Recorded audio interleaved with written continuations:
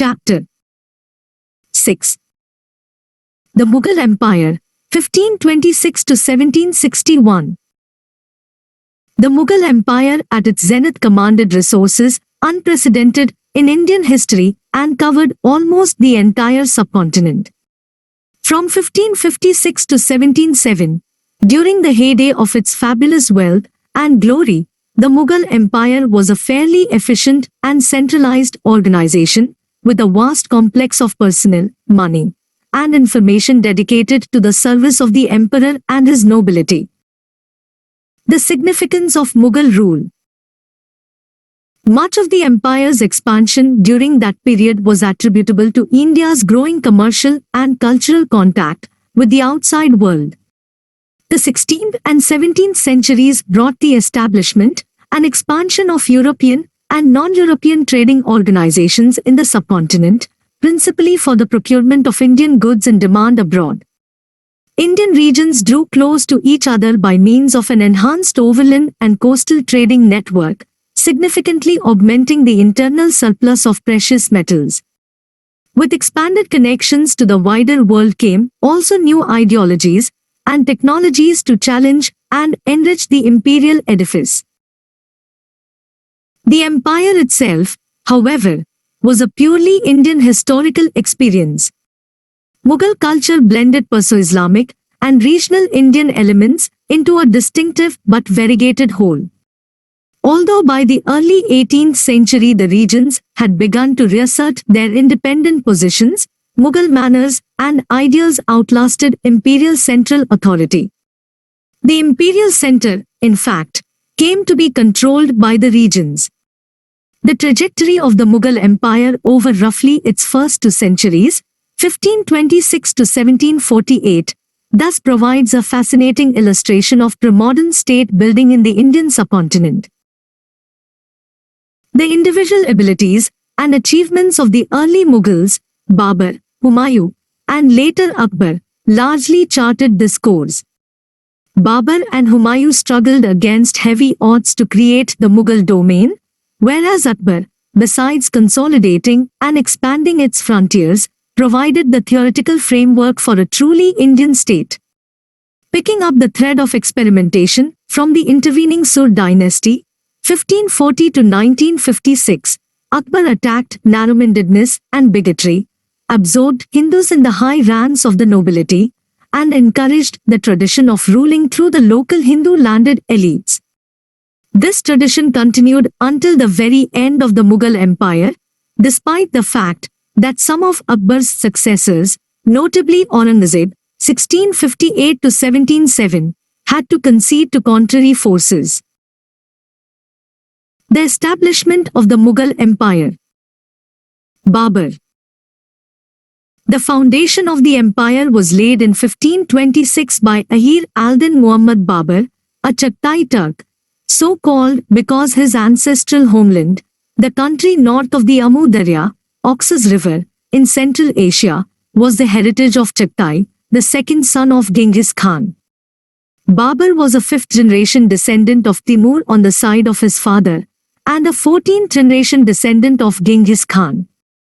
His idea of conquering India was inspired, to begin with, by the story of the exploits of Timur, who had invaded the subcontinent in 1398. Babur inherited his father's principality in Fargana at a young age, in 1494. Soon he was literally a fugitive, in the midst of both an internecine fight among the Timurids and a struggle between them and the rising Uzbeks over the erstwhile Timurid Empire in the region.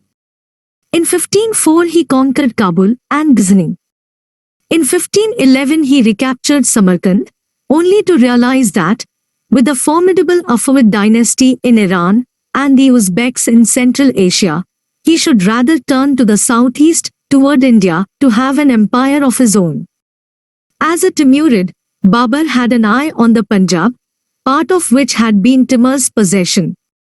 He made several excursions in the tribal habitats there. Between 1519 and 1524, when he invaded Bhera, Sialkot, and Lahore, he showed his definite intention to conquer Hindustan, where the political scene favored his adventure. Conquest of Hindustan. Having secured the Punjab, Babur advanced toward Delhi, garnering support from many Delhi nobles. He routed two advance parties of Ibrahim Lodi's troops and met the Sultan's main army at Panipat.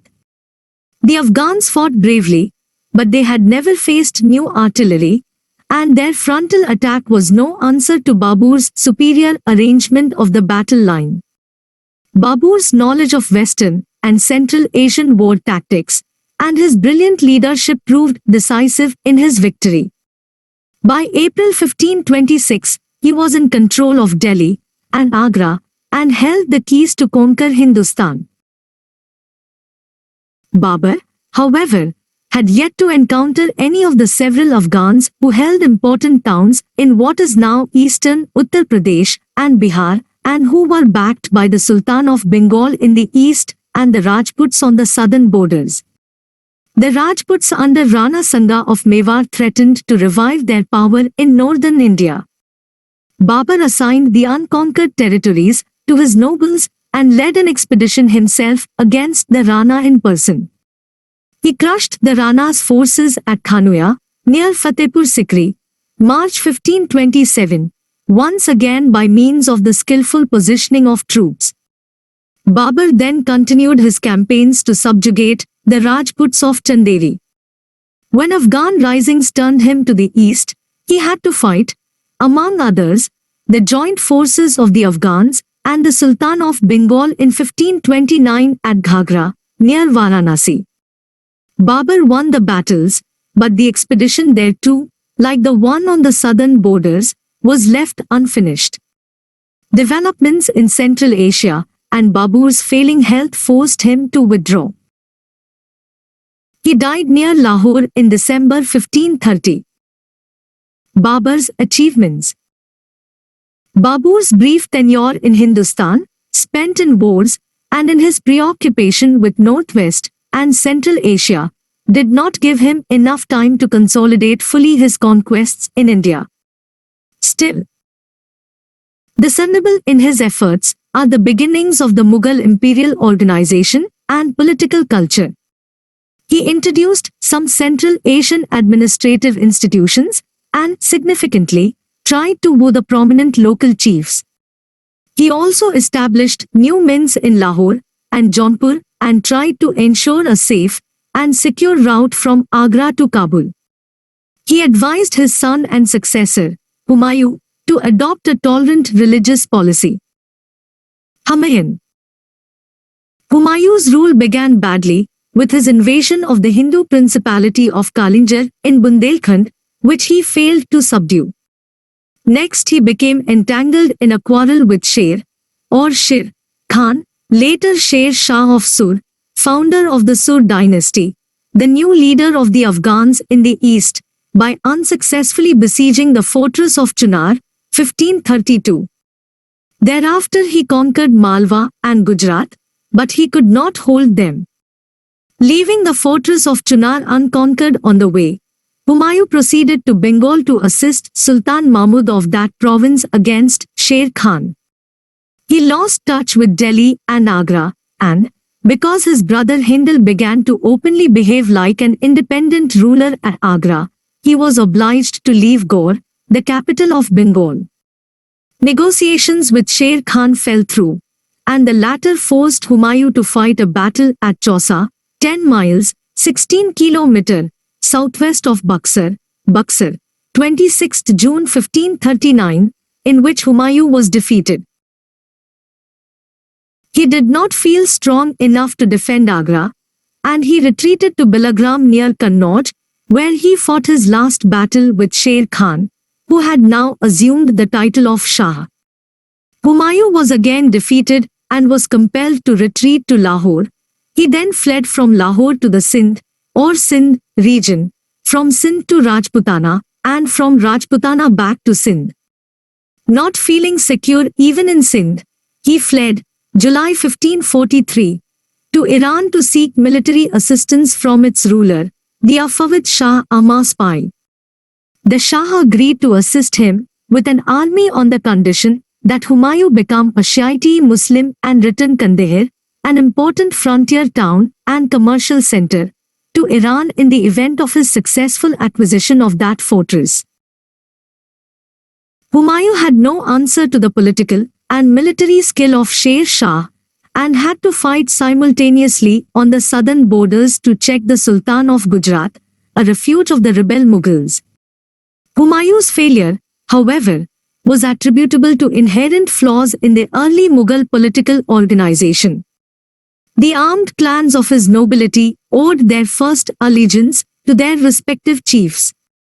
These chiefs, together with almost all the male members of the royal family, had a claim to sovereignty. There was thus always a lurking fear of the emergence of another center of power, at least under one or the other of his brothers.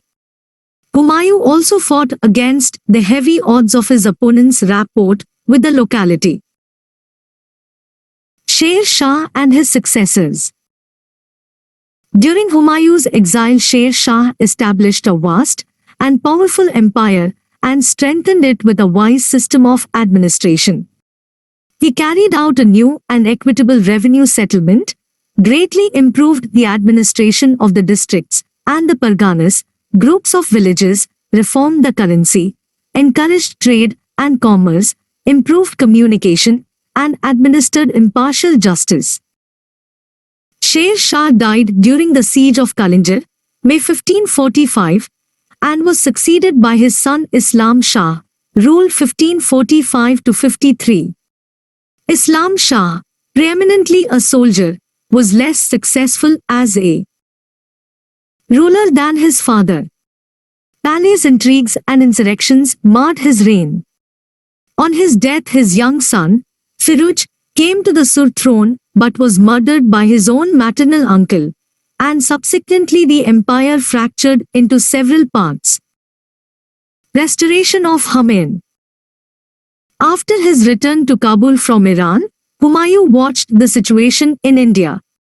He had been preparing since the death of Islam Shah to recover his throne. Following the capture of Kandahar and Kabul from his brothers, he had reasserted his unique royal position and assembled his own nobles. In December 1554, he crossed the Indus River and marched to Lahore, which he captured without opposition the following February. Humayun occupied Sirhind and captured Delhi and Agra in July 1555. He thus regained the throne of Delhi after an interval of 12 years, but he did not live long enough to recover the whole of the lost empire. He died as the result of an accident in Shermandal in Delhi, January 1556. His death was concealed for about a fortnight to enable the peaceful accession of his son Akbar, who was away at the time in the Punjab. The reign of Akbar the Great.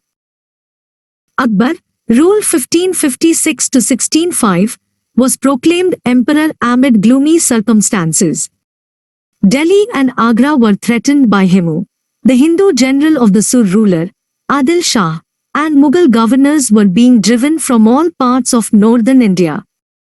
Akbar's hold over a fraction of the Punjab, the only territory in his possession, was disputed by Sikandar Sur and was precarious. There was also disloyalty among Akbar's own followers. Extension and consolidation of the empire. The task before Akbar was to reconquer the empire and consolidate it by ensuring control over its frontiers and, moreover, by providing it with a firm administrative machinery. He received unstinting support from the regent, Bairam Khan, until 1560. The Mughal victory at Panipat, November 1556, and the subsequent recovery of Mankot, Gwalior, and Jaunpur demolished the Afghan threat in Upper India. The early years. Until 1560, the administration of Akbar's truncated empire was in the hands of Bairam Khan. Bairam's regency was momentous in the history of India. At its end, the Mughal dominion embraced the whole of the Punjab, the territory of Delhi, what are now the states of Uttar Pradesh and Uttarakhand in the north, as far as Jaunpur in the east, and large tracts of what is now Rajasthan in the west. Akbar, however, soon became restless under Bairam Khan's tutelage. Influenced by his former wet nurse, Mehim Anaga, and his mother, Amidav Banu Begum, he was persuaded to dismiss him, March 1560. 4 ministers of mediocre ability then followed in quick succession. Although not yet his own master, Akbar took a few momentous steps during that period. He conquered Malwa, 1561, and marched rapidly to Saranpur to punish Adham Khan, the captain in charge of the expedition, for improper conduct. Second, he appointed Shams al-Din Muhammad Agha Khan as Prime Minister, November 1561. Third, at about the same time, he took possession of Chunar, which had always defied Humayun. The most momentous events of 1562 were Akbar's marriage to a Rajput princess, daughter of Raja Bharmal of Amber, and the conquest of Merta in Rajasthan. The marriage led to a firm alliance between the Mughals and the Rajputs. By the end of June 1562, Akbar had freed himself completely from the influence of the Harem party, headed by Mehim Anaga, her son Adham Khan, and some other ambitious courtiers. The Harem leaders murdered the Prime Minister, Agha Khan, who was then succeeded by Munayam Khan. From about the middle of 1562, Akbar took upon himself the great task of shaping his policies, leaving them to be implemented by his agents. He embarked on a policy of conquest, establishing control over Jodhpur, Bhatha, present-day Rewa, and the Gakhar country between the Indus and Beas rivers in the Punjab. Next, he made inroads into Gondwana. During this period, he ended discrimination against the Hindus by abolishing pilgrimage taxes in 1563 and the hated jizya, poll tax on non-Muslims, in 1564. Struggle for firm personal control. Akbar thus commanded the entire area of Humayun's Indian possessions. By the mid-1560s, he had also developed a new pattern of king-noble relationship that suited the current need of a centralized state to be defended by a nobility of diverse ethnic and religious groups. He insisted on assessing the arrears of the territories under the command of the old Tunni, Central Asian clans and, in order to strike a balance in the ruling class, promoted the Persians, Irani, the Indian Muslims, and the Rajputs in the imperial service. Akbar placed eminent clan leaders in charge of frontier areas and staffed the civil and finance departments with relatively new non-Tunni recruits. The revolts in 1564-74 by the members of the Old Guard, the Uzbeks, the Mirzas, the Kakshals, and the Adgha Khels, showed the intensity of their indignation over the change. Utilizing the Muslim orthodoxy's resentment over Akbar's liberal views, they organized their last resistance in 1580. The rebels proclaimed Akbar's half-brother, Mirza Akim, the ruler of Kabul, and he moved into the Punjab as their king. Akbar crushed the opposition ruthlessly. Subjugation of Rajasthan. Rajasthan occupied a prominent place in Akbar's scheme of conquest. Without establishing his suzerainty over that region, he would have no title to the sovereignty of northern India. Rajasthan also bordered on Gujarat, a center of commerce with the countries of Western Asia and Europe. In 1567, Akbar invaded Chitta, the capital of Mewar. In February 1568, the fort fell into his hands. Chitta was constituted a district, and Af Khan was appointed its governor. But the western half of Mewar remained in the possession of Rana Uday Singh. Later, his son Rana Pratap Singh, following his defeat by the Mughals at Haldighat, 1576, continued to raid until his death in 1597, when his son Amar Singh assumed the mantle. The fall of Chitta and then of Ranthambore, 1569, brought almost all of Rajasthan under Akbar's suzerainty. Conquest of Gujarat and Bengal. Akbar's next objective was the conquest of Gujarat and Bengal, which had connected Hindustan with the trading world of Asia, Africa, and Europe. Gujarat had lately been a haven of the refractory Mughal nobles, and in Bengal and Bihar the Afghans under Daud Karrani still posed a serious threat. Akbar conquered Gujarat at his second attempt in 1573 and celebrated by building a victory gate, the lofty Buland Darwaza, High Gate, at his new capital, Fatehpur Sikri.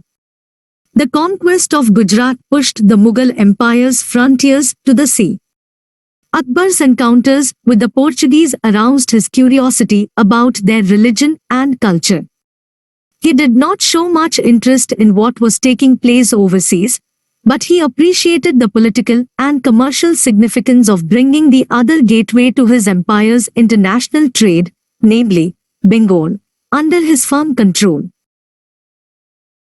He was in Patna in 1574, and by July 1576 Bengal was a part of the empire, even if some local chiefs continued to agitate for some years more. Later, Man Singh, governor of Bihar, also annexed Orissa and thus consolidated the Mughal gains in the east. The frontiers. On the northwest frontier Kabul, Kandahar, and Ghazni were not simply strategically significant. These towns linked India through overland trade with Central and Western Asia and were crucial for securing horses for the Mughal cavalry. Akbar strengthened his grip over these outposts in the 1580s and 1590s. Following Akim's death and a threatened Uzbek invasion, Akbar brought Kabul under his direct control. To demonstrate his strength, the Mughal army paraded through Kashmir, Baluchistan, Sindh, and the various tribal districts of the region. In 1595, before his return, Akbar wrested Kandahar from the Safavids, thus fixing the northwestern frontiers. In the east, Man Singh stabilized the Mughal gains by annexing Orissa, Cooch Behar, and a large part of Bengal. Conquest of Kathiawar and later of Asirgarh, and the northern territory of the Nizam Shahi Kingdom of Ahmednagar ensured a firm command over Gujarat and central India. At Akbar's death in October 1605, the Mughal Empire extended to the entire area north of the Godavari River, with the exceptions of Gondwana in central India and Assam in the northeast. The state and society under Akbar. More than for its military victories, the empire under Akbar is noted for a sound administrative framework and a coherent policy that gave the Mughal regime a firm footing and sustained it for about 150 years. Central, provincial, and local government. Akbar's central government consisted of 4 departments, each presided over by a minister. The Prime Minister, Vakil, the Finance Minister, Diwan, or Vizier, Wazir, the Paymaster. General, Mir Bakshi, and the Chief Justice and religious official combined, Adr Aludur. They were appointed, promoted, and dismissed by the emperor, and their duties were well defined.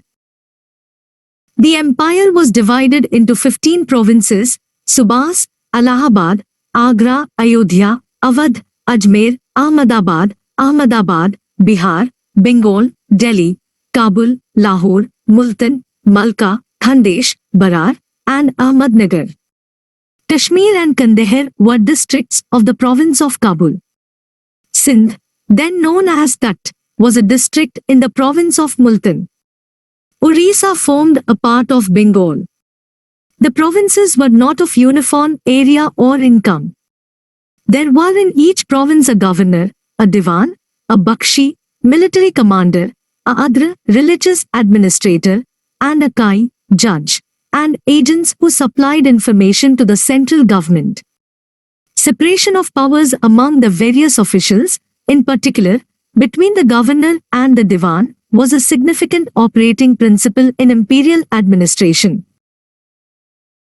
The provinces were divided into districts, sarkars.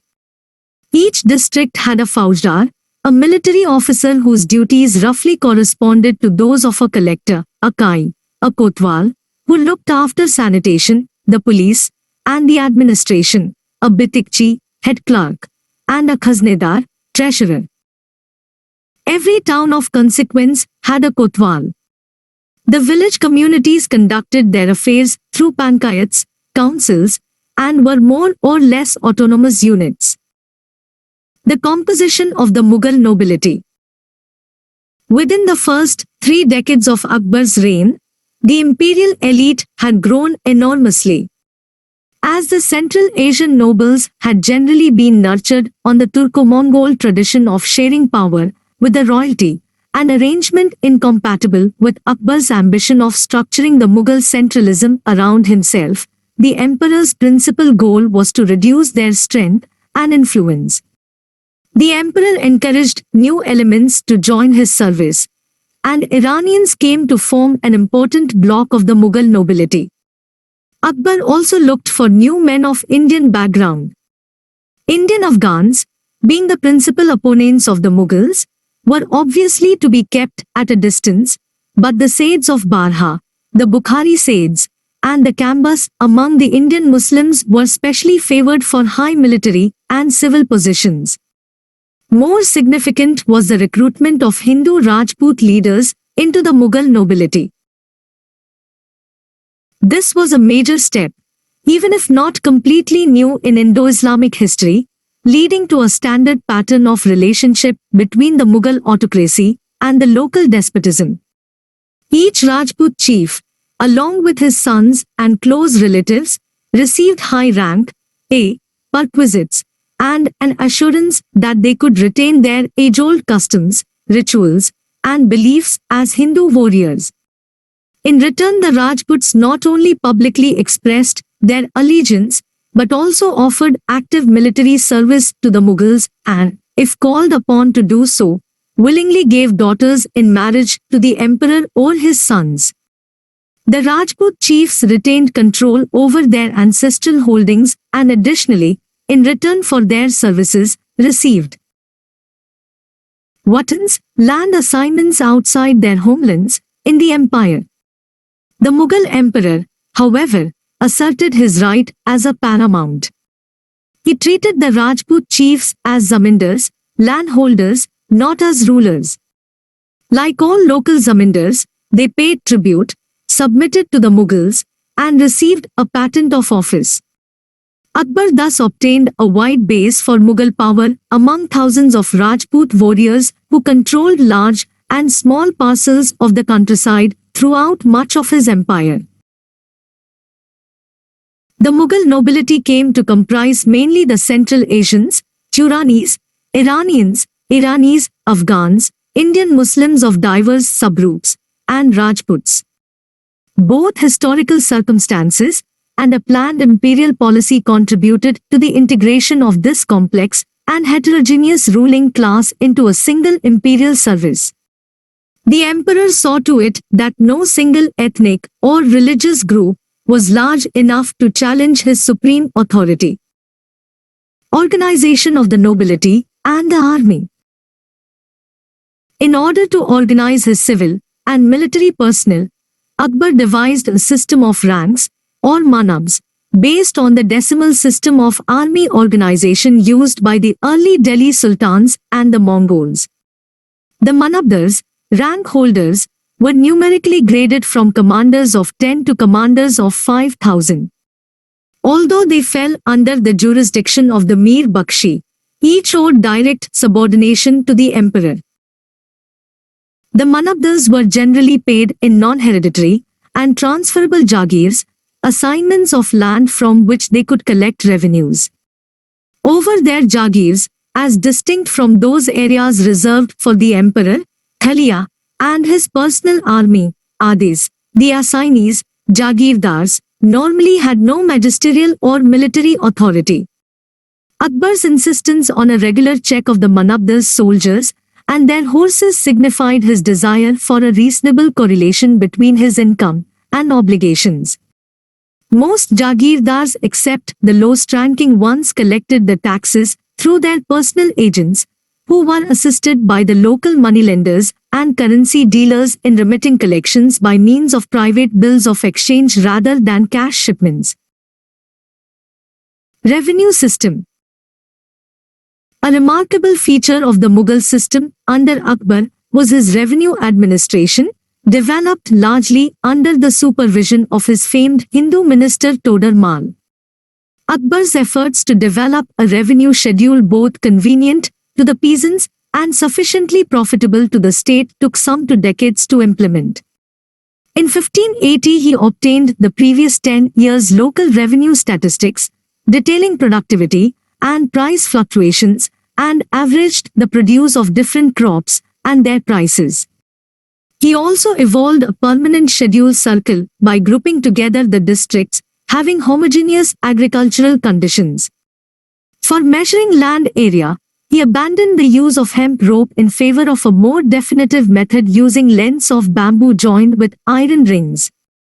The revenue, fixed according to the continuity of cultivation and quality of soil, ranged from 1/3 to 1/2 of production value and was payable in copper coin dams.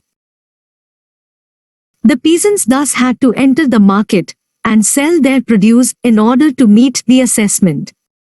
This system, called Z. was applied in northern India and in Malwa and parts of Gujarat.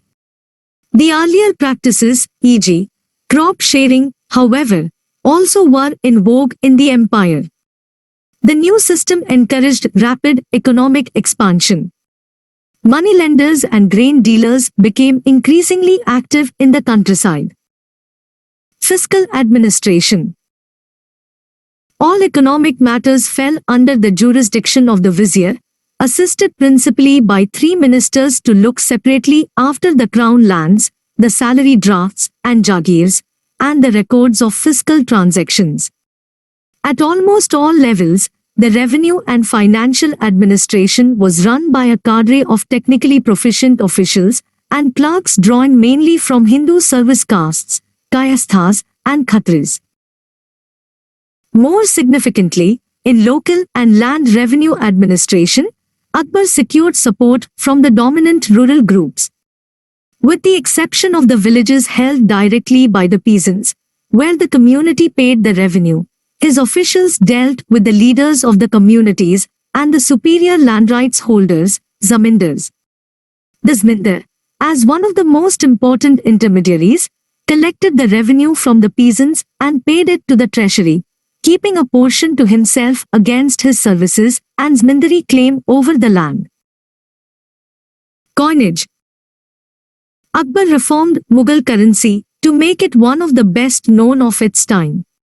The new regime possessed a fully functioning trimetallic, silver, copper, and gold currency, with an open minting system in which anyone willing to pay the minting charges could bring metal or old or foreign coin to the mint and have it struck. All monetary exchanges, however, were expressed in copper coins in Akbar's time. In the 17th century, following the silver influx from the New World, silver rupee with new fractional denominations replaced the copper coin as a common medium of circulation.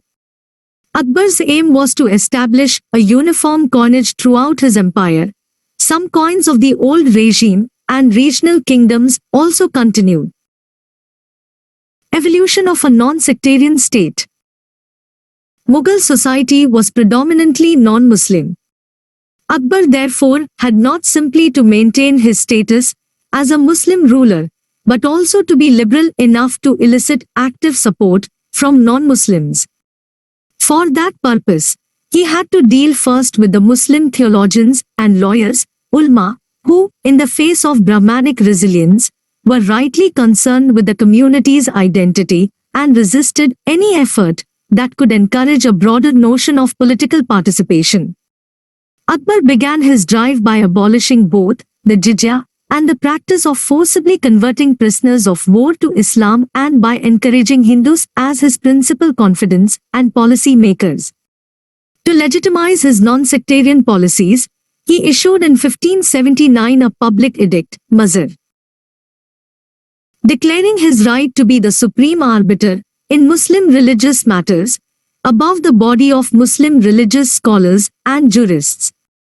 He had by then also undertaken a number of stern measures to reform the administration of religious grants, which were now available to learned and pious men of all religions, not just Islam. The Mazhar was proclaimed in the wake of lengthy discussions that Akbar had held with Muslim divines in his famous religious assembly Ibadat Khane at Fatehpur Sikri. He soon became dissatisfied with what he considered the shallowness of Muslim learned men and threw open the meetings to non-Muslim religious experts, including Hindu Pandits, Jain and Christian missionaries, and Parsi priests. A comparative study of religions convinced Akbar that there was truth in all of them, but that no one of them possessed absolute truth. He therefore disestablished Islam as the religion of the state and adopted a theory of rulership as a divine illumination incorporating the acceptance of all, irrespective of creed or sect. He repealed discriminatory laws against non-Muslims and amended the personal laws of both Muslims and Hindus so as to provide as many common laws as possible. While Muslim judicial courts were allowed as before, the decision of the Hindu village panchayats also was recognized. The emperor created a new order commonly called the Dain-Ilahi, divine faith, which was modeled on the Muslim mystical Sufi brotherhood.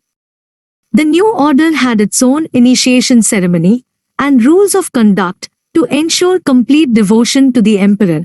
Otherwise, members were permitted to retain their diverse religious beliefs and practices. It was devised with the object of forging the diverse groups in the service of the state into one cohesive political community. Akbar in historical perspective. By 1600, the Mughals in India had achieved a fairly austere and efficient state system, for which Akbar's genius deserves much credit. However, the Mughal system must be studied in the context of broad historical developments of the 16th and 17th centuries. Long before Akbar's schemes, Sher Shah of Sur's short-lived reforms had included demand for cash payment from the peasants, surveys of agricultural lands and of crops grown, and a reliable, standardized, and high-quality coinage. The Sur ruler insisted on a uniform rate for the entire empire, which was certainly a major flaw in contrast to Akbar's consideration for regional variations. It is striking, however, that the chief Zabt territories under Akbar were largely made up of the provinces already controlled by Sher Shah. Another major development of Sher Shah's brief period, namely, the building of a network of roads to improve the connections already started by Babur between Hindustan and the great trading routes extending into Central and Western Asia via Kabul and Kandahar, foreshadowed in a measure the later imperial edifice and economy. By laying a road between Sonargaon, in Bengal, and Attock, near present-day Rawalpindi, Pak, the Sur ruler had made a first attempt at bringing the economy of Bengal into closer contact with that of northern India. The expansion under Akbar followed in logical sequence what had already occurred. The network based on Sher Shah's routes had extended considerably by 1600. Agra came to be linked not only to Burhanpur but also to Mumbai, Surat, and Ahmedabad. Lahore and Multan were now the gateway to Kabul as well as to the ports of the mouth of the Indus. The link with Sonargaon became a far more secure control over the ports of Bengal. Many other changes initiated in the late 16th century were to be consolidated only later, in conjunction with further political unification. The empire in the 17th century. The Mughal Empire in the 17th century continued its conquest and territorial expansion, with a dramatic increase in the numbers, resources, and responsibilities of the Mughal nobles and Manabdars. There were also attempts at tightening imperial control over the local society and economy. The critical relationship between the imperial authority and the zamindars was regularized and generally institutionalized through thousands of sanats, patents, issued by the emperor and his agents. These centralizing measures imposed increasing demands upon both the Mughal officials and the local magnates, and therefore generated tensions expressed in various forms of resistance. The century witnessed the rule of the three greatest Mughal emperors: Jahangir, ruled 1605 to 27, Shah Jahan, 1628 to 1958, and Aurangzeb, 1658 to 1707. The reigns of Jahangir and Shah Jahan are noted for political stability, brisk economic activity, excellence in painting, and magnificent architecture. The empire under Aurangzeb attained its greatest geographic reach. However, the period also saw the unmistakable symptoms of Mughal decline. Political unification and the establishment of law and order over extensive areas, together with extensive foreign trade and the ostentatious lifestyles of the Mughal elites, encouraged the emergence of large centers of commerce and crafts. Lahore, Delhi, Agra, and Ahmedabad, linked by roads and waterways to other important towns and the key seaports, were among the leading cities of the world at the time. The Mughal system of taxation had expanded both the degree of monetization and commodity production, which in turn promoted a network of grain markets, mandis, bazaars, and small fortified towns, kabas, supplied by a highly differentiated peasantry in the countryside. Increasing use of money was illustrated, in the first place, by the growing use of bills of exchange, handis, to transfer revenue to the center from the provinces, and the consequent meshing of the fiscal system with the financial network of the money changers, arafs, commonly rendered shroff in English, and, second, by the increasing interest of, and even direct participation by the Mughal nobles and the emperor in trade. That Lahore, Hooghly, and Surat were great centers for such activity in the 1640s and 1650s. The emperor owned the shipping fleets, and the governors advanced funds to merchants from state treasuries and the mints. The shift in the attitude toward trade in the course of the 17th century owed a good deal to the growing Iranian influence in the Mughal court. The Iranians had a long tradition of combining political power and trade. Shah Abbas I had espoused greater state control of commerce. Because the contemporary Muslim empires, including the Mughals, the Afavids, and the Ottomans, were conscious of one another as competitors, mutual borrowings and emulations were more frequent than the chroniclers would indicate. Jahangir. Within a few months of his accession, Jahangir had to deal with a rebellion led by his eldest son, Khusrau, who was reportedly supported by, among others, the Sikh Guru Arjan. Khusrau was defeated at Lahore and was brought in chains before the emperor. The subsequent execution of the Sikh Guru permanently estranged the Sikhs from the Mughals. Khusrau's rebellion led to a few more risings, which were suppressed without much difficulty. Shah Abbas I of Iran, taking advantage of the unrest, besieged the fort of Kandahar, 1606, but abandoned the attack when Jahangir promptly sent an army against him. Loss of Kandahar. In 1622 Shah Abbas again attacked Kandahar, and Prince Khurram, later Shah Jahan, was directed to relieve that fortress. However, the prince was planning a rebellion against his father and failed to take effective action. The fortress fell after a 45-day siege. Shah Abbas justified its capture on the plea that it belonged to Iran. Jahangir accused the Shah of treachery and sent forces to recover the fortress. This effort failed, owing to Shah Jahan's rebellion and the illness and death of Jahangir himself. The loss of Kandahar was a grievous blow to the prestige of the empire. Jahangir, however, commanded full control over Kabul, having reinforced it now by inducting the Afghans under Khan Jahan Lodi into the Mughal nobility. Khan Jahan had close connections with the tribesmen in the northwestern frontiers. Submission of Mewar. Jahangir's most significant political achievement was the cessation of the Mughal-Mewar conflict, following 3 consecutive campaigns and his own arrival in Ajmer in 1613. Prince Khurram was given the supreme command of the army, 1613, and Jahangir marched to be near the scene of action. The Rana Amar Singh then initiated negotiations, 1615.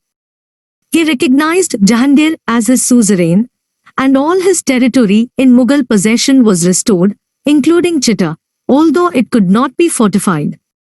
Amar Singh was not obliged to attend the imperial court, but his son was to represent him, nor was he required to enter into a matrimonial alliance with the Mughal royal family.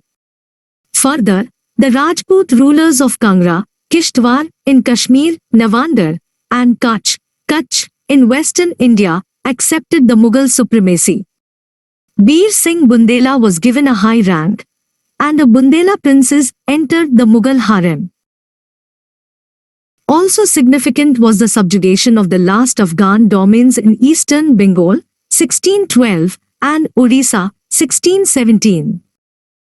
Developments in the Deccan. Toward the last years of Akbar's reign, the Nizam Shahis of Ahmednagar in the Deccan had engaged the attention of the emperor considerably.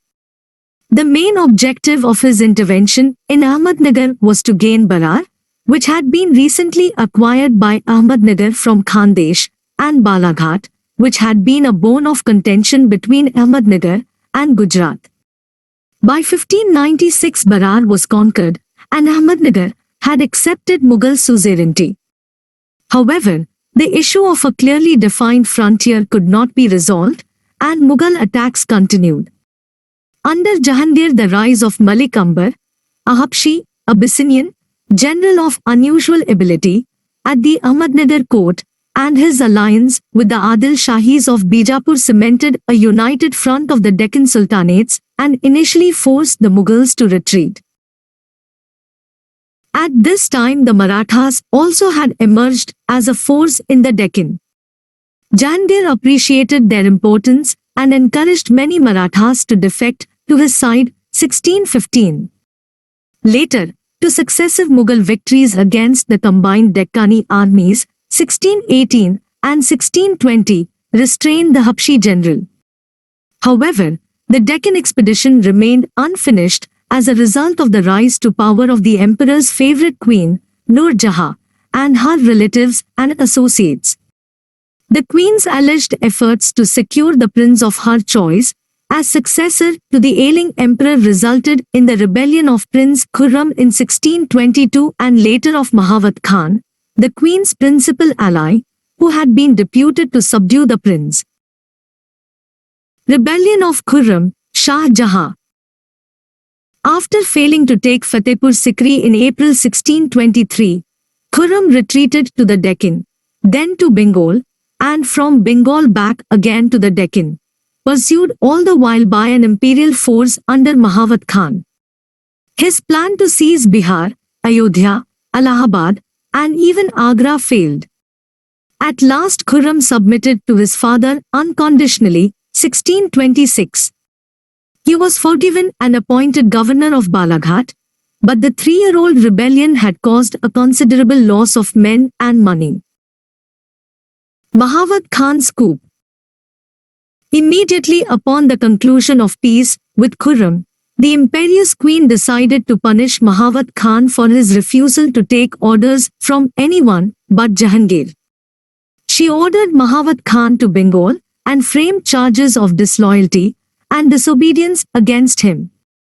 Instead of complying, he proceeded to the Punjab, where the emperor was encamped. Jahangir refused to see him.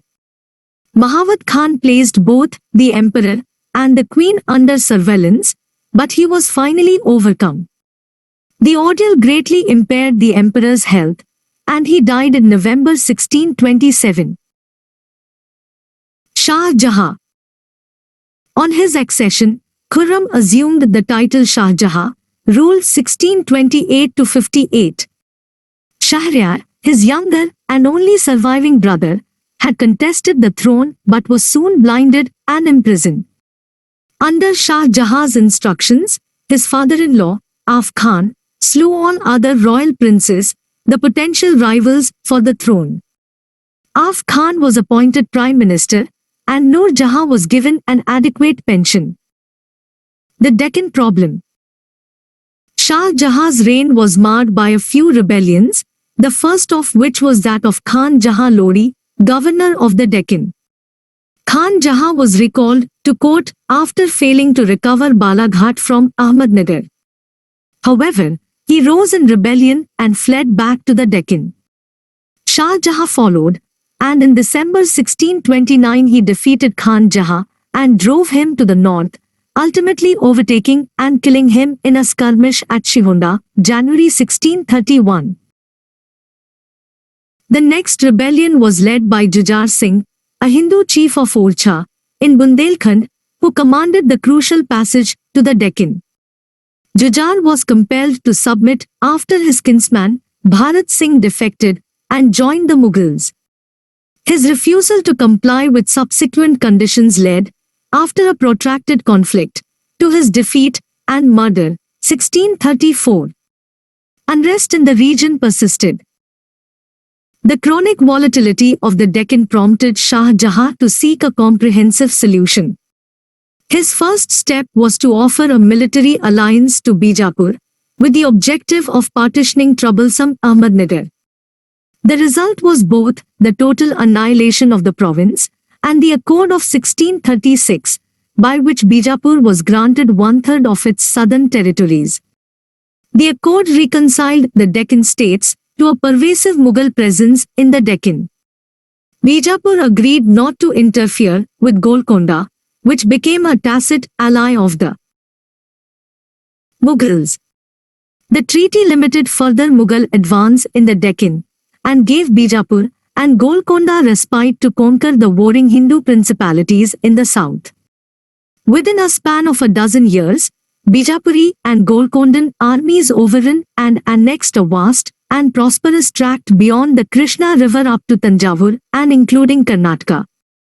The Mughals, on the other hand, maneuvered to regain Kandahar, 1638, and consolidated and extended their eastern position on the Assamese border, 1639, and also in Bengal, where Shah Jahan had become involved in a dispute over Portuguese piracy and abduction of Mughal slaves. In 1648 he moved his capital from Agra to Delhi in an effort to consolidate his control over the northwestern provinces of the empire. The Mughal attitude of benevolent neutrality toward the Deccan states began to change gradually after 1648, culminating in the invasion of Golconda and Bijapur in 1656 and 1657. A factor in this change was the inability of the Mughals to manage the financial affairs of the Deccan. Subsequently, Bijapur was compelled to surrender the Ahmednagar areas it had received in 1636, and Golconda was to cede to the Mughals the rich and fertile tract on the Coromandel coast as part of the Jagir of Mir Jumla, the famous Golconda vizier, who had now joined the Mughal service. To a great extent, Shah Jahan's new policy in the Deccan also was propelled by commercial considerations. The entire area had acquired and added value because of the growing importance of the Coromandel coast as the center for the export of textiles and indigo. Central Asian policy.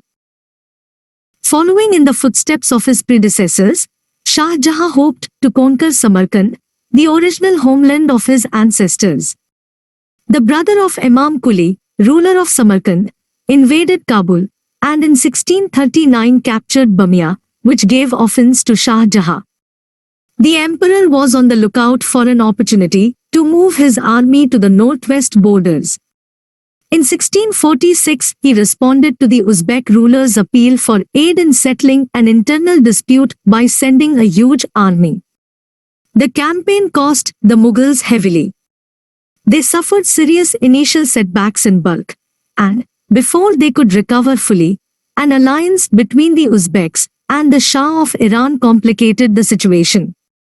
Kandahar was again taken by Iran, even though the Mughals reinforced their hold over the other frontier towns. The Taj Mahal is a mausoleum complex on the southern bank of the Yamuna River, outside Agra, India. It was built by the Mughal Emperor Shah Jahan in memory of his wife, Mumtaz Mahal, who died in 1631. The Taj complex, begun c. 1632, took 22 years to complete. At its center lies a square garden area bounded by two smaller, oblong sections, one comprising the mausoleum and the other an entrance gateway. The mausoleum, of pure white marble inlaid with semi-precious stones, is flanked by two red sandstone buildings, a mosque on one side and an identical building for aesthetic balance on the other. It stands on a high marble plinth with a minaret at each corner. It has four identical facades, each with a massive central arch 108 feet, 33 meters, high, and is surmounted by a bulbous double dome and four domed kiosks. Its interior, with fine, restrained stone decoration, centers on an octagonal chamber containing the marble tombs, enclosed by a perforated marble screen, with sarcophagi below. Regarded as one of the world's most beautiful buildings, it was designated a UNESCO World Heritage Site in 1983. Steps have been taken since the late 1990s to reduce air pollution that has damaged the facade of the building. War of Succession. The events at the end of Shah Jahan's reign did not augur well for the future of the empire. The emperor fell ill in September 1657, and rumors of his death spread. He executed a will bequeathing the empire to his eldest son, Dara. His other sons, Shuja, Aurangzeb, and Murad, who were grown men and governors of provinces, decided to contest the throne. From the War of Succession in 1657 to 59, Aurangzeb emerged the sole victor. He then imprisoned his father in the Agra fort and declared himself emperor. Shah Jahan died a prisoner on 1 February 1666, at the age of 74. He was, on the whole, a tolerant and enlightened ruler, patronizing scholars and poets of Sanskrit and Hindi as well as Persian. He systematized the administration, but he raised the government's share of the gross produce of the soil. Fond of pomp and magnificence, he commissioned the casting of the famous peacock throne and erected many elegant buildings, including the dazzling Taj Mahal outside Agra, a tomb for his queen, Mumtaz Mahal. His remains also are interred there. Aurangzeb. The empire under Aurangzeb, ruled 1658 to 1707, experienced further growth, but also manifested signs of weakness. For more than a decade, Aurangzeb appeared to be in full control. The Mughals suffered a bit in Assam and Cooch Behar, but they gainfully invaded Arakanese lands in coastal Myanmar, Burma, captured Chittagong, and added territories in Bikaner, Bundelkhand, Palamu, Assam, and elsewhere. There was the usual display of wealth and grandeur at court. Local and peasant uprisings. Soon, however, regional disturbances again rocked the empire. The Jat peasantry of Mathura rebelled in 1669. The tribal Pathans plundered the northwestern border districts and caravan routes, declaring war on Aurangzeb in 1667 and again in 1672, a rising occurred among the Satnami sect in Narnaul in 1672, and the Sikhs in the Punjab revolted under their Guru Tegh Bahadur, who was brutally put to death in 1675. The most prolonged uprising, however, was the Rajput rebellion, sparked by Aurangzeb's annexation of the Jodhpur state and his seizure of its ruler's posthumous son Ajit Singh with the alleged intention of converting him to Islam. This rebellion spread to Mewar, and Aurangzeb himself had to proceed to Ajmer to fight the Rajputs, who had been joined by the emperor's third son, Akbar, January 1681. By a stratagem, Aurangzeb managed to isolate Akbar, who fled to the Deccan and thence to Persia. The war with Mewar came to an end, June 1681, because Aurangzeb had to pursue Akbar too. The Deccan, where the prince had joined the Maratha king Sambhaji. Jodhpur remained in a state of rebellion for 27 years more, and Ajit Singh occupied his ancestral dominion immediately after Aurangzeb's death. Aurangzeb spent the last 25 years of his reign in the Deccan. Upon his arrival in the region in 1681, he attempted to cut off the Hindu Marathas from Muslim Bijapur and Golconda, which were, as a result of earlier Mughal offensives, similarly predisposed against Aurangzeb. Failing in this effort, the emperor invaded and annexed Bijapur, 1686, and Golconda, 1687, with the objective of conquering the Marathas outright, which he achieved, in his own estimation, by capturing and executing Sambhaji.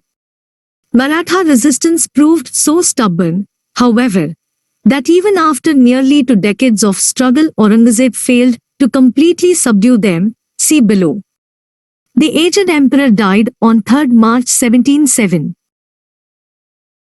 Assessment of Aurangzeb.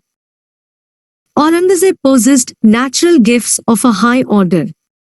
He had assiduously cultivated learning, self-knowledge, self-esteem, and self-control. He was extremely industrious, methodical, and disciplined in habits and thoughts, and his private life was virtuous. However, his religious bigotry made him ill-suited to rule the mixed population of his empire. Aurangzeb deliberately reversed the policy of his predecessors toward non-Muslim subjects by trying to enforce the principles and practices of the Islamic State. He reimposed the jizya on non-Muslims and saddled them with religious, social, and legal disabilities. To begin with, he forbade their building new temples and repairing old ones.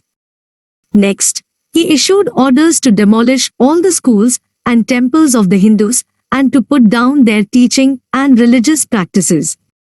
He doubled the customs duties on the Hindus and abolished them altogether in the case of Muslims. He granted stipends and gifts to converts from Hinduism and offered them posts in public service, liberation from prison in the case of convicted criminals, and succession of disputed estates. He also persecuted some Shiites and Sufis, who veered from his strict interpretation of Muslim orthodoxy. All these efforts failed miserably at shoring up the sprawling Mughal political structure.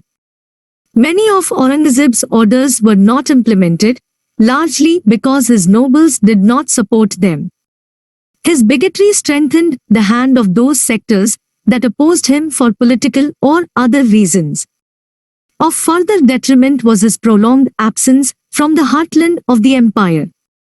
While he captured the forts of the Marathas, facing his own nobles' connivance at their escape, many of his Jagirdars in the north were unable to collect their dues from the villages. In the regions that experienced economic growth in the 17th century, the local powermongers and their followers in the community felt increasingly confident to stand on their own. The abundant commissioning of manabdars, with which the leadership addressed this situation, far outstripped the empire's growth in area or revenues. The Mughal center thus began to collapse under its own weight. In 1707, when Aurangzeb died, Serious threats from the peripheries had begun to accentuate the problems at the core of the empire. Mughal decline in the 18th century. The new emperor, Bahadur Shah or Shah Alam, ruled 1707-12, followed a policy of compromise, pardoning all nobles who had supported his dead rivals and granting them appropriate postings. He never abolished jizya, but the effort to collect the tax became ineffectual. There was no destruction of temples in Bahadur Shah's reign. In the beginning he tried to gain greater control over the Rajput states of the Rajas of Amber, later Jaipur, and Jodhpur, but when his attempt met with firm resistance, he realized the necessity of a settlement. Because Rajput demands for high manams and important governorships were never conceded, however, the settlement did not restore them to fully committed warriors for the Mughal cause. The emperor's policy toward the Marathas was also that of half-hearted conciliation. They continued to fight among themselves as well as against the Mughals in the Deccan. Bahadur Shah was, however, successful in conciliating Chhatrasal, the Bundela chief, and Kuraman, the Hindu Jat chief. The latter also joined him in the campaign against the Sikhs. The Sikh uprisings. Bahadur Shah attempted to make peace with the Sikh Guru, Gobind Singh. But when, after the death of the Guru, the Sikhs once again raised the banner of revolt in the Punjab under the leadership of Banda Singh Bahadur, the emperor decided to take strong measures and himself led a campaign against the rebels. Practically the entire territory between the Sutlej and the Jamuna rivers, reaching the immediate vicinity of Delhi, was soon under Sikh control. Newly prosperous Jat zamindars and peasants, anxious for recognition, responded to Banda's egalitarian appeal. They, along with numerous other low-caste poor cultivators, travelled to Banda's camp, converted to Sikhism, and took the name Singh as members of the faith. Banda also had support among the Khatris, the caste of the Sikh gurus. The Sikh movement was an open challenge to Mughal royalty. Banda adopted the title of Sacha Badshah, true king, started a new calendar, and issued coins bearing the names of Guru Nanak, the founder of the Sikh religion, and Guru Gobind. The Himalayan Rajput chiefs, secretly in sympathy with any resistance against the Mughals, also supplied Banda with information, material, and refuge when needed. However, the plains Rajputs, the Muslim elite, and the wealthy townsfolk, including some Khatri traders, opposed Banda. The imperial forces under Bahadur Shah captured some important Sikh strongholds, but could not crush the movement. They only swept the Sikhs from the plains back into the Himalayan foothills. In 1715, during Farrukh Sia's reign, however, Banda, together with hundreds of his followers, was captured by the governor of the Punjab. They were all executed in Delhi. Thus ended the threat of the emergence of an autonomous non-Mughal state in the Punjab in the early 18th century. When Bahadur Shah died, February 1712, the position of state finances had deteriorated further as a result of his reckless grants of jagirs and promotions. During his reign, the remnants of the royal treasure were exhausted.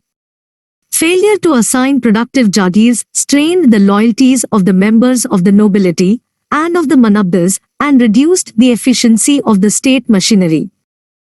Cracks in the core. A new element entered Mughal politics in the ensuing wars of succession. While previously such contests had occurred among royal princes, the nobles merely aiding one rival or another, ambitious nobles now became direct aspirants to the throne. The leading contender to succeed Bahadur Shah was his second son, Azim al-Shan, who had accumulated a vast treasure as governor of Bengal and Bihar and had been his father's chief advisor. His principal opponent was Zulfikar Khan, Dhu Ulfikar Khan, a powerful Iranian noble, who was the chief Bakshi of the empire and the viceroy of the Deccan. Ulfikar negotiated an unusual agreement allying the three other princes against Azim al-Shan and setting forth a partitioned, jointly ruled empire, with Ulfikar as imperial vizier. He later shifted his support to Jahandar Shah, the most pliable of the three brothers, but his proposal, in a measure, demonstrated the increasing potency of regional aspirations. Jahandar Shah, ruled 1712-13, was a weak and degenerate prince, and Ulfikar Khan assumed the executive direction of the empire with power unprecedented for a vizier. Ulfikar believed that it was necessary to establish friendly relations with the Rajputs and the Marathas, and to conciliate the Hindu chieftains in general in order to save the empire. He reversed the policies of Aurangzeb. The hated jizya was abolished. Only toward the Sikhs did he continue the old policy of suppression. His goal was to reconcile all those who were willing to share power within the Mughal institutional framework. Ulfikar Khan made several attempts at reforming the economic system, but, in the brief course of his ascendancy, he could do little to redress imperial fiscal decay. When Farrukhsiyar, son of the slain Prince Azim al-Shan, challenged Jahandar Shah and Ulfikar Khan with a large army and funds from Bihar and Bengal, the rulers found their coffers depleted. In desperation they looted their own palaces, even ripping gold and silver from the walls and ceilings in order to finance an adequate army. Struggle for a new power center. Farrukhsiyar, ruled 1713-19, owed his victory and accession to the Sayyid brothers, Abd Allah Khan and Husain Ali Khan Barha. The Sayyids thus earned the offices of vizier and chief Bakshi and acquired control over the affairs of state. They promoted the policies initiated earlier by Ulfikar Khan. In addition to the jizya, other similar taxes were abolished. The brothers finally suppressed the Sikh revolt and tried to conciliate the Rajputs, the Marathas, and the Jats. However, this policy was hampered by divisiveness between the vizier and the emperor, as the groups tended to ally themselves with one or the other. The Jats had once again started plundering the royal highway between Agra and Delhi. However, while Farrukhsiyar deputed Raja Jai Singh to lead a punitive campaign against them, the vizier negotiated a settlement over the Raja's head. As a result, throughout northern India zamindars either revolted violently or simply refused to pay assessed revenues. On the other hand, Farrukhsiyar compounded difficulties in the Deccan by sending letters to some Maratha chiefs urging them to oppose the forces of the Deccan governor, who happened to be the deputy and an associate of Sayyid Husain Ali Khan. Finally, in 1719, the Sayyid brothers brought Ajit Singh of Jodhpur and a Maratha force to Delhi to depose the emperor. The murder of Farrukhsiyar created a wave of revulsion against the Sayyids among the various factions of nobility, who also were jealous of their growing power.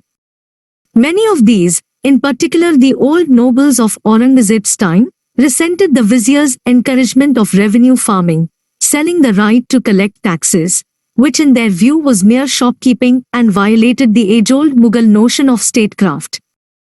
In Farrukhsiyar's place the brothers raised to the throne three young princes in quick succession within 8 months in 1719. Two of these, Rafi al-Darjat and Rafi al-Dawla, Shah Jahan II, died of consumption. The third, who assumed the title Muhammad Shah, exhibited sufficient vigor to set about freeing himself from the brothers' control. A powerful group under the leadership of Chin Kilich Khan, who held the title Nizam al-Mulk, and his father's cousin Muhammad Amin Khan, the two eminent Turanis, emerged finally to dislodge the Sayyid brothers, 1720. However, this did not signal the restoration of imperial authority. The emperor, the nobility, and the provinces. By the time Muhammad Shah, ruled 1719 to 48, came to power, the nature of the relationship between the emperor and the nobility had almost completely changed. Individual interests of the nobles had come to guide the course of politics and state activities. In 1720, Muhammad Amin Khan replaced Sayyid Abd Allah Khan as vizier. After Amin Khan's death, January 1720, the office was occupied by the Nizam al-Mulk for a brief period until Amin Khan's son Qamar al-Din Khan assumed the title in July 1724 by a claim of hereditary right. The nobles themselves virtually dictated these appointments. However, because no faction of the nobility, nor for that matter the nobility as a whole, was capable of ruling on its own, the symbols of imperial power, most pointedly the person of the dynastic emperor, had to be preserved with a rather exaggerated emphasis. The nobles in control of the central offices maintained an all-empire outlook, even if they were more concerned with the stability of the regions where they had their Jagirs. Farmans, mandates granting certain rights or special privileges to governors, fauldars, and other local officials were sent, in conformity with tradition, in the name of the emperor. Individual failings of Aurangzeb's successors also precipitated the decline of royal authority. Jahandar Shah lacked dignity and decency. Farrukhsiyar was fickle-minded. Muhammad Shah was frivolous and overly fond of ease and luxury. The rise to power of the latter's favorite consort, Koki Jio, and her relations and associates showed that a position at the Mughal court no longer depended on administrative ability, office, or military achievements. Opinions of the emperor's favorites weighed in the appointments, promotions, and dismissals even in the provinces. The steadily increasing vulnerability of the center in the face of agrarian unrest, combined with the aforementioned irregularities, set in motion a new type of provincial government. Nobles with ability and strength sought to build a regional base for themselves. The vizier himself, Chinkilich Khan, showed the path. Having failed to reform the administration, he relinquished his office in 1723 and in October 1724 marched south to found the state of Hyderabad in the Deccan. In the east, Murshid Quli Khan had long held Bengal and Orissa, which his family retained after his death in 1726. In the heartland of the empire, the governors of Ayodhya and the Punjab became practically independent. The court needed money from the governors in order to maintain both its functional structure and the necessary pomp and majesty. As the court was not in a position to militarily enforce its regulations in the empire, different provinces, in proportion to their internal conditions and geographic distance from Delhi, as well as the ambition and capability of their governors, reformulated their links with the court. The Mughal court's chief concern, at this stage, was to ensure the flow of the necessary revenue from the provinces and the maintenance of at least the semblance of imperial unity. Seizing upon the disintegration of the empire, the Marathas now began their northward expansion and overran Malwa, Gujarat, and Bundelkhand. Then, in 1738 to 1939, Nadir Shah, who had established himself as the ruler of Iran, invaded India. Nadir Shah's invasion. The obvious weakness of the Mughal Empire invited Nadir Shah's descent upon the plains of northern India for plunder and spoil. For years the defences of the northwest had been neglected. Nadir captured Ghazni and Kabul, crossed the Indus at Attock, December 1738, and occupied Lahore virtually unopposed. Hurried preparations were then made to defend Delhi, but the faction-ridden nobles could not agree on a strategy. Nadir defeated the Mughals at the Battle of Karnal, February 1739, took Emperor Muhammad Shah prisoner and marched to Delhi. As a reprisal against the killing of some of his soldiers, Nadir ordered the massacre of some 30,000 Delhi citizens. The invader left Delhi in May laden with booty. His plunder included the famous Kohinoor diamond and the jewel-studded peacock throne of Shah Jahan. He compelled Muhammad Shah to cede to him the province of Kabul. The Iranian invasion paralyzed Muhammad Shah and his court. Maratha raids on Malwa, Gujarat, Bundelkhand, and the territory north of these provinces continued as before. The emperor was compelled to appoint the Maratha chief minister, Peshwa Balaji Baji Rao, as governor of Malwa. The province of Katehar, Rohilkhand, was seized by an adventurer, Ali Muhammad Khan Rohila, who could not be suppressed by the feeble government of Delhi. The loss of Kabul opened the empire to the threat of invasions from the northwest. A vital line of defense had disappeared. The Punjab was again invaded, this time by Ahmad Shah Durrani, Abdali, an Afghan lieutenant of Nadir Shah's forces, who became king of Kabul after Nadir's death. June 1747, Ahmad Shah sacked Lahore, and, even though a Delhi army compelled him to retreat, his repeated invasions eventually devastated the empire. The Afghan Maratha struggle for northern India. Muhammad Shah died in April 1748, and within the next 11 years 4 princes ascended the Mughal throne. Muhammad Shah's son, Ahmad Shah, ruled 1748-54, was deposed by his vizier, Imad al-Mulk. Alamgir II, ruled 1754-59, the next emperor, was assassinated, also by the vizier, who now proclaimed Prince Mu'i al-Millat, a grandson of Kambaksh, as emperor under the title of Shah Jahan III. November 1759, he was soon replaced by Alamgir II's son Shah Alam II. In one way or another, the Marathas played a role in all these accessions. Maratha power had by then reached its zenith in northern India. Maratha efforts to dominate the Mughal court were, however, stubbornly contested by the Afghans, newly risen in power under the leadership of Najib al-Dawla. The Afghans also had the advantage of support from Ahmad Shah Durrani. The period thus saw a fierce struggle between the Marathas and the Afghans for control over Delhi and northern India. The Afghans enjoyed the blessings of the Sunni Muslim theologians, who saw in the rise of the Marathas the eclipse of the power of Islam.